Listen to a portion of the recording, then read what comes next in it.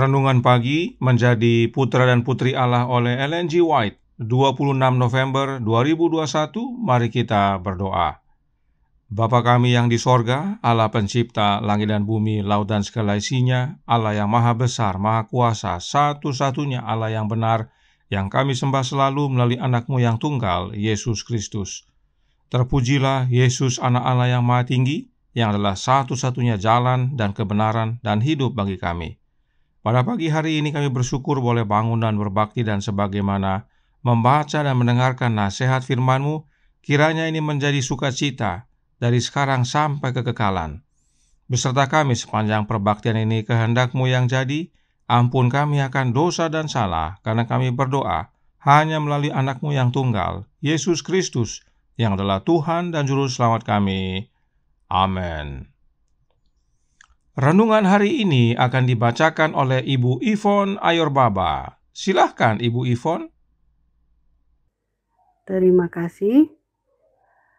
Selamat pagi buat kita sekalian. Bacaan renungan pagi kita pada pagi hari ini, tanggal 26 November 2021, dengan judul Pengalaman Kita Akan Mencapai Kekekalan. Terdapat dalam 1 Korintus 13 ayat 12. Karena sekarang kita melihat dalam cermin suatu gambaran yang samar-samar, tetapi nanti kita akan melihat muka dengan muka. Sekarang aku hanya mengenal dengan tidak sempurna, tetapi nanti aku akan mengenal dengan sempurna seperti aku sendiri dikenal.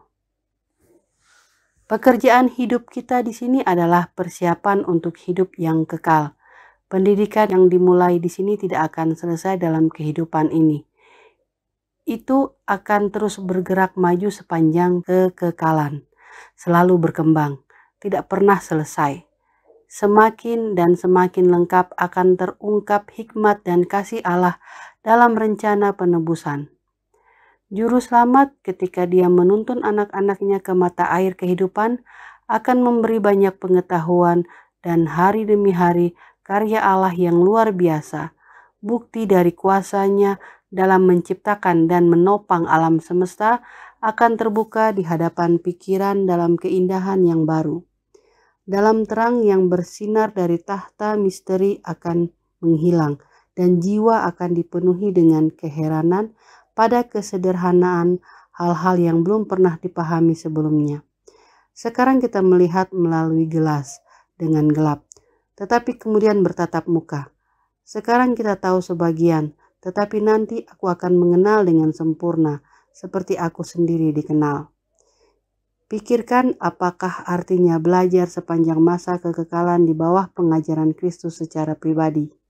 Di tengah-tengah konflik dan godaan saat ini, di masa pencobaan kita sekarang ini, kita harus membentuk karakter yang akan mempersiapkan kita untuk memperoleh kehidupan yang sesuai dengan kehidupan Allah.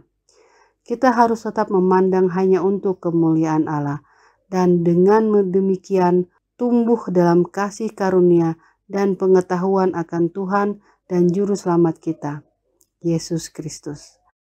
Semakin kita sungguh-sungguh dan rajin mencari hikmat ilahi, semakin teguh kita dalam kebenaran. Dengan memandang Kristus, dengan berbicara tentang Dia, dengan melihat keindahan karakternya, kita menjadi berubah dari kemuliaan ke kemuliaan.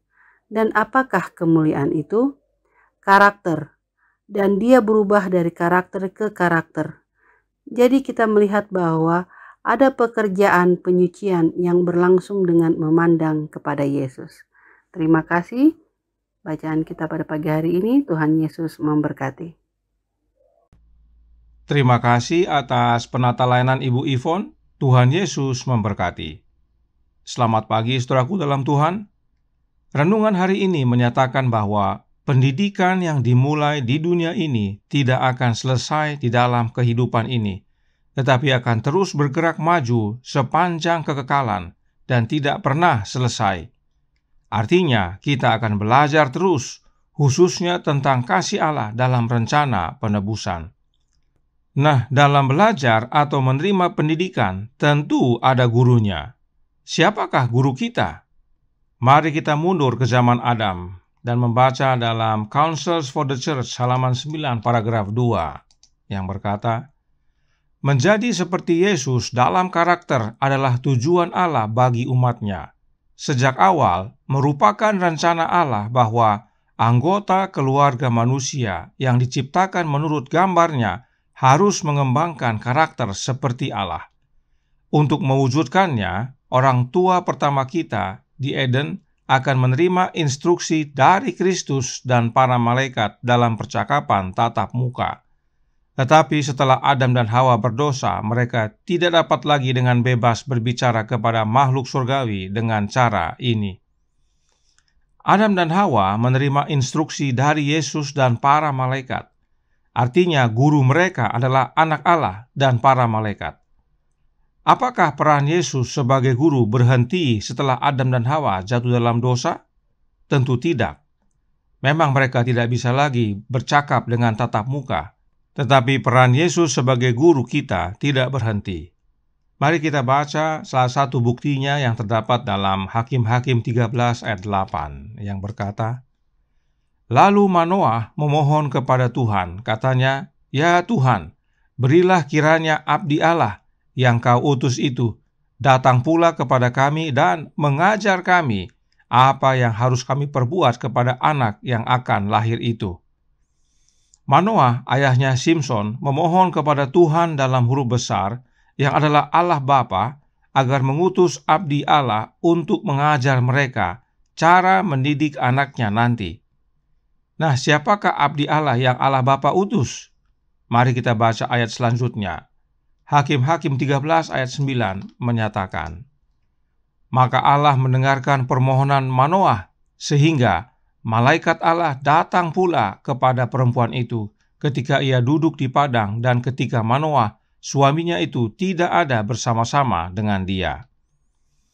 Abdi Allah yang Allah Bapa utus adalah malaikat Allah. Siapakah dia? Mari kita baca penjelasan Roh Nubuat berikut ini dalam SDA Bible Commentary Volume 2, halaman 1006 paragraf pertama. Berkata, Manoah dan istrinya tidak tahu bahwa yang berbicara kepada mereka adalah Yesus Kristus. Manoah meminta kepada Allah Bapa supaya Bapa mengirimkan abdinya untuk ajar mereka. Allah Bapa lalu kirim malaikat Tuhan, dan malaikat Tuhan tersebut adalah Yesus Kristus. Karenanya, peran Yesus sebagai guru tidak berhenti. Yesus tetap menjadi guru bagi umat-umatnya. Kemudian, bagaimana sewaktu Yesus datang ke dunia ini? Kembali Alkitab berkata dalam Yohanes 13 ayat 13, kamu menyebut aku guru dan Tuhan, dan katamu itu tepat, sebab memang akulah guru dan Tuhan. Yesus sendiri mengakui bahwa dirinya adalah guru, dan hal yang sama Roh Nubuat nyatakan dalam Counsels to Parents, Teachers, and Students halaman 50 paragraf 3, berbunyi, Kristus adalah guru terbesar yang dunia pernah lihat. Jika disebut terbesar, apakah masih ada yang lain? Tentu tidak ada. Hanya Yesus saja. Lalu bagaimana setelah Yesus dibangkitkan dari kematian dan kembali ke sorga? Siapakah guru kita? Yesus menjawab dalam Yohanes 14 ayat 26 yang berkata, tetapi penghibur yaitu Roh Kudus yang akan diutus oleh Bapa dalam namaku, dialah yang akan mengajarkan segala sesuatu kepadamu dan akan mengingatkan kamu akan semua yang telah kukatakan kepadamu. Dalam ayat ini dinyatakan bahwa Roh Kudus adalah sang penghibur itu dan dia juga mengajar serta mengingatkan. Karenanya Roh Kudus juga adalah guru. Nah, di dalam gereja ada ajaran yang disebut Trinitas. Doktrin Trinitas mengajarkan bahwa Roh Kudus yang disebut penghibur ini bukanlah Yesus. Bagi kaum Trinitas, Roh Kudus ini adalah oknum lain yang disebut Allah Roh Kudus. Lalu bagaimana dengan Alkitab dan Roh Nubuat? Apakah yang mereka jelaskan tentang ayat ini? Yohanes yang kekasih menuliskan yang berikut ini dalam 1 Yohanes 2 ayat 27 yang berbunyi, sebab di dalam diri kamu tetap ada pengurapan yang telah kamu terima daripadanya. Karena itu tidak perlu kamu diajar oleh orang lain, tetapi sebagaimana pengurapannya mengajar kamu tentang segala sesuatu, dan pengajarannya itu benar, tidak dusta, dan sebagaimana ia dahulu telah mengajar kamu, demikianlah hendaknya kamu tetap tinggal di dalam Dia. Dalam kalimat yang ditandai hijau ada disebutkan pengurapan, atau dalam bahasa Inggrisnya anointing. Pengurapan apa yang Yohanes maksudkan? Pengurapan Roh Kudus, yaitu roh yang dicurahkan pada hari Pentakosta. Dan dengan jelas Yohanes katakan pengurapan itu diterima dari Yesus. Lihat juga 1 Yohanes 2 ayat 20 serta Kisah 2 ayat 32 dan 33. Nah, oleh karena telah menerima pengurapan yang dari Yesus, maka mereka yang telah Yesus urapi tidak perlu diajar oleh orang lain. Lalu siapa yang ajar kita? Yohanes katakan pengurapannya Yesus yang ajar kita. Artinya, roh yang dicurahkan Yesus kepada kita, itulah yang mengajar kita. Nah, roh siapakah yang Yesus curahkan? Rohnya Yesus itu sendiri tentunya. Apa buktinya? Perhatikan kalimat berikutnya yang ditandai warna biru muda. Dikatakan, ia dahulu telah mengajar kamu. Siapakah ia yang Yohanes maksudkan? Yesus Kristus. Demikianlah hendaknya kamu tetap tinggal di dalam Dia. Kemudian siapakah Dia yang dimaksudkan ini? Yesus Kristus juga. Karenanya kita dinasihatkan untuk tetap tinggal di dalam Yesus, karena Yesus yang sama yang dulu mengajar murid-murid masih mengajar kita oleh kehadiran pengurapannya, yaitu rohnya. Tidak heran Yesus berkata, tinggallah dalam aku dan aku dalam kamu. Di dalam Yesus kita bisa belajar dan gurunya adalah Yesus. Di luar Yesus masih bisa belajar? Oh, bisa. Tapi gurunya bukan Yesus lagi. Karenanya hati-hati, sebab di luar Yesus adalah kebinasaan. Paulus meneguhkan apa yang Yohanes nyatakan ini dalam Ibrani 1 ayat 2, berkata, maka pada zaman akhir ini ia telah berbicara kepada kita dengan perantaran anaknya, yang telah ia tetapkan sebagai yang berhak menerima segala yang ada. Oleh Dia Allah telah menjadikan alam semesta. Kapankah masa zaman akhir ini? Zaman akhir ini adalah zaman di mana kita hidup sekarang ini. Dan Paulus nyatakan bahwa di zaman kita ini Allah Bapa berbicara kepada kita dengan perantaraan anaknya, yaitu melalui kehadiran roh anak Allah dalam hidup kita, yaitu Roh Kristus. Perhatikan penjelasan roh nubuat berikut ini. Bapa Kita Peduli halaman 342 paragraf 1. Martabat Kristus sebagai guru ilahi tingkatannya lebih tinggi dari martabat para imam dan para penguasa. Jelas roh nubuat katakan bahwa Kristus adalah guru ilahi. Nah, sang guru ilahi ini menyatakan yang berikut ini. Testimonies for the Church, volume 7, halaman 159, paragraf pertama. Guru ilahi mengatakan, rohku sendiri yang kompeten untuk mengajar dan menginsafkan akan dosa. Guru ilahi adalah Yesus, dan Yesus berkata bahwa rohnya saja yang kompeten mengajar. Jika disebut rohnya Yesus saja atau rohnya Yesus sendiri, maka artinya tidak ada roh yang lain yang bisa mengajar. Apakah rohnya Yesus ini adalah roh yang kudus? Oh, sudah tentu. Karenanya perhatikan kalimat berikut ini yang menjelaskan. Kristus adalah guru ilahi, kebenaran, jalan, dan hidup. Manuskrip 125 tahun 1906, paragraf 6. Kemudian dikatakan dalam Counsels on Health halaman 561 paragraf 2, Roh Kudus adalah guru ilahi. Jika kita mengindahkan pelajarannya, kita akan menjadi bijaksana untuk keselamatan. Dikatakan Kristus adalah guru ilahi.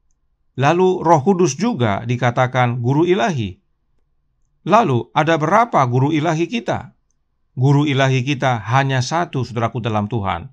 Sebab Yesus berkata, rohku sendiri yang kompeten untuk mengajar. Oleh karenanya, Nya White menuliskan kata Roh Kudus dengan kata ganti benda its. Lihat yang ditandai warna biru muda. Sebab memang roh tersebut bukanlah oknum yang lain, tetapi rohnya Yesus yang kudus. Jadi berdasarkan cara belajar Alkitab dan roh nubuat yang benar, nyata bahwa meski Yesus telah kembali ke sorga, tetapi Yesus tetap terus mengajar kita, yaitu oleh kehadiran rohnya yang kudus, Roh Kristus. Lalu bagaimana nanti saat kita tiba di sorga? Renungan hari ini berkata dalam Menjadi Putra dan Putri Allah halaman 348 paragraf pertama, berbunyi, Juru selamat ketika dia menuntun anak-anaknya ke mata air kehidupan akan memberi banyak pengetahuan. Jelas sekali saudaraku dalam Tuhan, guru kita sejak dahulu sampai sekarang dan hingga kekekalan hanya satu, yaitu Yesus Kristus. Sebab memang dialah pencipta kita, juru selamat kita, guru ilahi kita. Dia tetap sama dari dulu, sekarang, dan selamanya. Mengapa penting sekali hal ini kita ketahui? Karena kita belajar dari Kristus untuk alami perubahan karakter. Berubah dari kemuliaan ke kemuliaan, yaitu dari karakter ke karakter. Dan hal ini sudah harus kita mulai dari dunia ini. Kita berubah karakternya bukan nanti setelah tiba di sorga, tetapi harus dari sekarang. Sebab karakter Yesuslah yang melayakkan kita menerima kehidupan yang kekal nanti. Karenanya guru kita tidak bisa gonta-ganti. Guru kita hanya satu, yaitu Yesus Kristus, sebab karakternya lah yang menjadi bagian kita. Oleh karena itu, saudaraku dalam Tuhan, pandanglah pada Yesus terus-menerus dan terima serta tangkap rohnya, Roh Kristus. Maka kita akan diubahkan menjadi serupa dengan Yesus. Inilah pekerjaan kita di dunia ini sebagai persiapan untuk kehidupan yang kekal. Tuhan memberkati, saya bawa dalam nama Yesus. Amin. Mari kita berdoa. Bapa kami yang di sorga, Allah pencipta langit dan bumi, laut dan segala isinya, Allah yang maha besar, maha kuasa, sumber segalanya, yang kami sembah selalu melalui anak-Mu yang tunggal, Yesus Kristus. Terima kasih atas nasihat indah pagi hari ini, bahwa guru kami hanya satu, tidak pernah ganti-ganti. Sejak awal, sekarang, dan sampai selamanya, hanyalah Yesus Kristus. Dan Dia hadir dalam hati kami oleh kehadiran rohnya, yang kompeten untuk mengajar kami. Karenanya tolong kami ya Bapa, curahkan roh anak-Mu dalam hati ini, ajari kami ya Yesus agar kami menjadi serupa dengan Engkau dalam karakter, sehingga kami layak untuk menerima kehidupan yang kekal, dan kami terus menerima pengajaran-Mu, khususnya tentang rencana penebusan. Terima kasih ya Bapa, kehendak-Mu yang jadi beserta kami sepanjang hari ini. Ampun kami akan dosa dan salah, karena kami berdoa hanya dalam nama anak Allah yang tunggal, Yesus Kristus, yang adalah Tuhan dan Juru Selamat kami. Amin.